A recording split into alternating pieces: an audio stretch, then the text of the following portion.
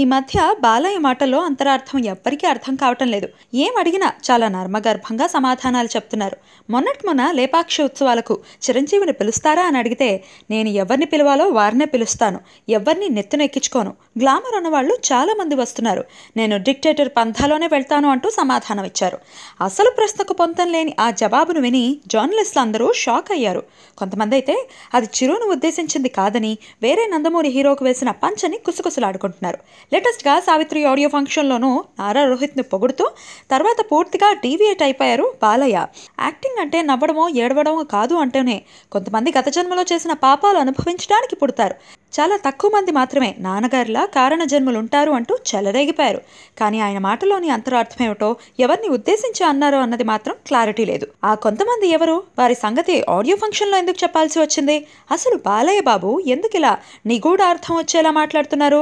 ఆయన ఎవరికి ఇండైరెక్ట్గా చురుకులు వేస్తున్నారు? ఆయన ఇండైరెక్ట్ స్పీచ్ల వెనుక అంతరార్థం ఏమిటి? ఏమో ఆయనకే తెలియాలి మరి.